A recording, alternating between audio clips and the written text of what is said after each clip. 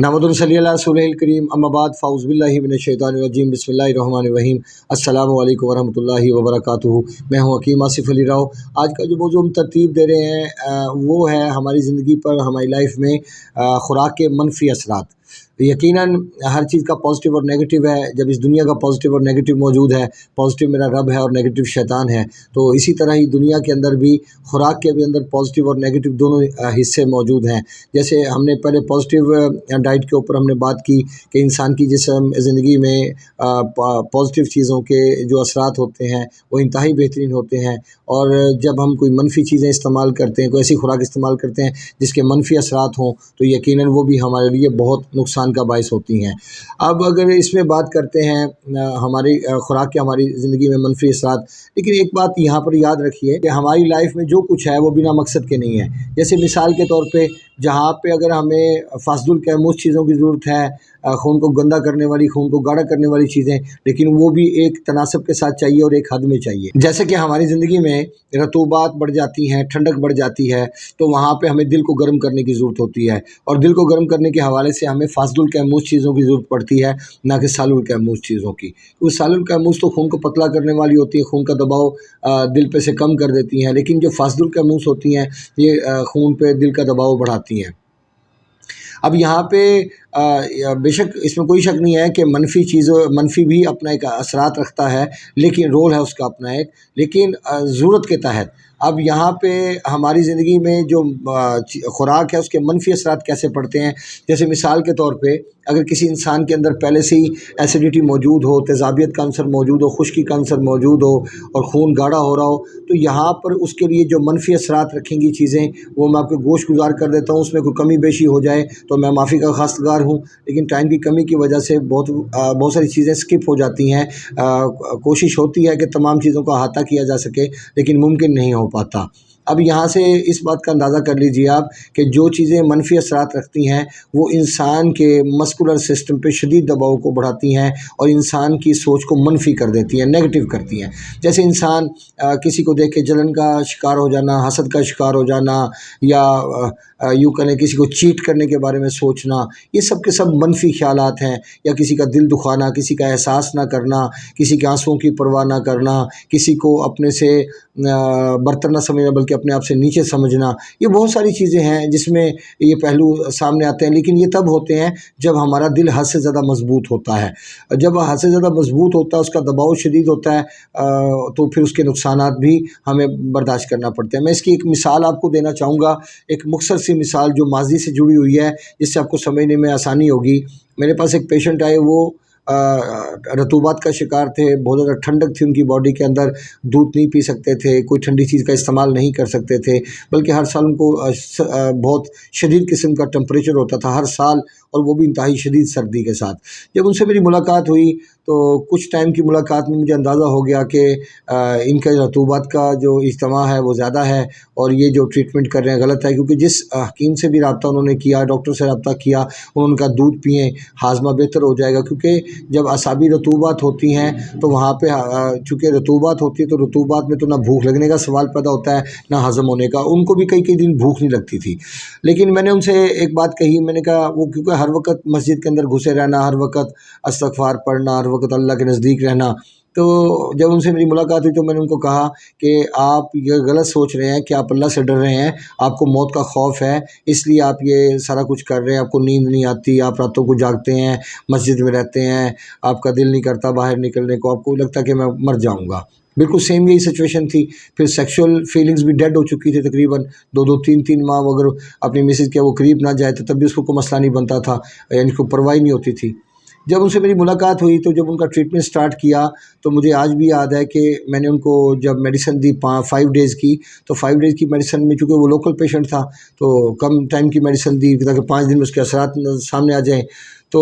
5 دن کے اندر کیا وہ 2-3 میں نے ان کو کہا کہ آپ 2 دن کے بعد یا 3 دن کے بعد آپ مسجد نہیں جا سکیں گے، تو اس نے بڑی حیرت کا اظہار کیا اور بڑا خفگی کا اظہار کیا کہ آپ نے کیسے کہہ دیا، میں تو مطلب اللہ سے دور ہو جاؤں گا یا میں مسجد نہیں جا پاؤں گا۔ تو میں نے ان کو کہا کہ اب بات یہ ہے کہ آپ کا دل ٹھنڈا ہے، اس پہ خون کا دباؤ نہیں ہے، وہ طاقتور نہیں ہے، جیسے ہی آپ کو وہ دل گرم ہونا شروع ہوگا اس کو طاقت دیں گے تو وہ نافرمانی پہ اترے گا۔ اس نے کہا ایسا کیسے ہو سکتا ہے؟ میں کہا ٹھیک ہے، اس بات کا تو وقت گواہ ہوگا۔ اور پھر وہی وقت آیا کہ 2 سے 3 دن کے بعد وہ بندہ مسجد سے غائب ہو گیا، اللہ اس کے رسول سے غائب ہو گیا، دنیا کے اندر پڑ گیا۔ جیسے اس کا دل مضبوط ہوا، وہ خوف جو تھا موت کا وہ ختم ہو گیا دل کے گرم ہونے کی وجہ سے۔ اگر اللہ کا خوف ہوتا تو وہ انسان کبھی بھی اس راستے کو نہیں چھوڑتا۔ لیکن اس کا پھر نتیجہ کیا نکلا کہ وہ نمازیں بھی ختم ہو گئیں، جمعے بھی ختم ہو گئے اور تمام کنڈیشن ساری کی ساری الٹ گئی۔ اب یہاں پہ اپوزٹ چلی گئی۔ اب یہاں پہ دیکھتے ہیں ہم کہ اس کو ایسا کیوں ہوا۔ جب دل کو ہم نے طاقتور کیا وہ طاقتور نافرمانی پہ اترا۔ اب وہاں پہ ہونا تو یہ چاہیے تھا کہ خون کو پتلا کیا جاتا تاکہ دل کا دباؤ نارمل ہو جاتا تو اس کی دونوں کیفیت ٹھیک ہو جاتی، لیکن اس نے چونکہ علاج کے ایک ہی پیٹرن کو رن کیا اور اس کو کمپلیٹ کیا اور طبیعت ٹھیک ہونے کے بعد اس نے سوچا کہ شاید میں اب ٹھیک ہو چکا ہوں تو اس نے علاج بند کر دیا، اور یہی ایک اس کے لیے نقصان دہ چیز تھی، کیونکہ کچھ سالوں کے بعد پھر اس کو ٹی بی کا شکار ہوا، دائیں لنگز میں ہول ہو گیا۔ تو پھر یہ دیکھیے نا یہاں سے کیا ثابت ہوتا ہے، یہاں سے ثابت ہوتا ہے بھی کوئی بھی چیز ہے وہ اپنے وقت کے تحت اور مقصد کے تحت استعمال کروائی جا سکتی ہے۔ اب جیسے چاول، آلو، گوبھی، بینگن، کریلے، اروی، مٹر، ٹماٹر، دہی، لہسن، اس کے بعد مالٹا، سیب، فالسا، کیلا، جامن، اسٹرابری، یہ جتنی بھی چیزیں ہیں، جاپانی پھل، چائے، کولڈ ڈرنک، فاسٹ فوڈ، یہ سب کے سب، اس میں اگر کچھ رہ گئے ہیں تو میں معافی چاہوں گا، آلو بخارا اور فالسا، جامن، یہ سب اس میں شامل ہیں۔ یہ سب کے سب فاسد الکیموس ہے۔ کہنے میں کہا جاتا ہے کہ انار بہت خون پیدا کرتا ہے۔ اب یہ آپ کو دیکھنا ہے کہ خون کون سے قسم کا چاہیے۔ جیسے مثال کے طور پہ اگر خون میں حدت ہے تو سفید انار کھائیں گے تو بے شک بلڈ بنے گا اور وہ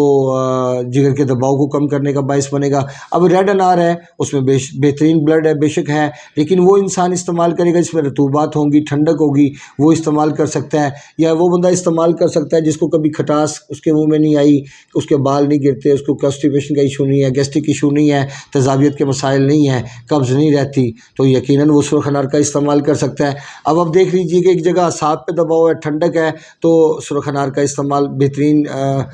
فائدے کا حامل ہے، لیکن دوسری جگہ اگر حرارت بڑھتی ہے تو سفید انار ہمیں بہت زیادہ فائدہ پہنچا سکتا ہے۔ آپ کو اس سے اندازہ ہو جانا چاہیے کہ دنیا میں کوئی بھی چیز بنا مقصد کے پیدا نہیں فرمائی۔ اب ان چیزوں کی طرف آ جاتے ہیں، جن چیزوں کا میں نے بیان کیا، آپ کو بتایا، ان چیزوں کا متواتر استعمال آپ کی روح کو گندا کرنے کا باعث بنے گا، آپ کی سوچ کو پرگندہ کر دے گا، آپ کی سوچ کو نیگیٹو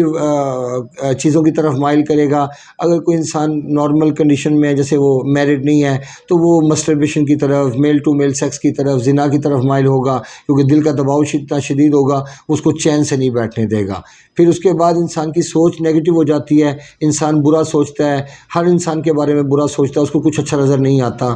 یہاں تک کہ کوئی اچھی چیز کو سوچ میں سے گزرتی بھی نہیں ہے، کیونکہ آپ نے آکسیجن لیول کو اتنا کم کر دیا اور کاربن لیول کو اتنا بڑھا دیا، خون گاڑھا کر دیا۔ اب جب خون گاڑھا کر دیں گے تو وہ تو آپ کو اپنے ہاتھوں کھلائے گا، نفس امارہ آپ کا مضبوط ہو جائے گا، اور نفس امارہ کا مضبوط ہونے کا مطلب یہ ہے کہ آپ اس کے ہاتھوں کھیلیں گے اور وہ جیسے جیسے چاہے گا آپ کو کھلائے گا۔ یاد رکھیے، دنیا میں جو چیز آقا السلام نے استعمال نہیں کی، جن چیزوں کے بارے میں نے ابھی آپ کو بتایا ہے، چاول، آلو، گوبھی، بینگن، کریلے، چنے کی دال، ماش کی دال، اروی، کٹے کا گوشت، مٹر، ٹماٹر،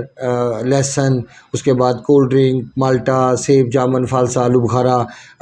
یہ چیزیں اللہ کے رسول نے استعمال نہیں فرمائی۔ اگر یہ اتنی کام کی چیزیں ہوتی تو وہ لوگ ضرور اس کو استعمال فرماتے، اس سے استفادہ حاصل کرتے، اور جو طب کی ریسرچ ہے اس میں بھی یہ چیزیں خون کو گندا کرنے والی ہیں، بواسیر پیدا کرنے والی، کینسر پیدا کرنے والی ہیں، پیپٹیک السر پیدا کرنے والی ہیں، ٹائیفائڈ پیدا کرنے والی ہیں، ٹیومرز پیدا کرنے والی ہیں، آپ کے ویٹ کو بلا وجہ بڑھا سکتی ہیں، آپ کے جسم کے اندر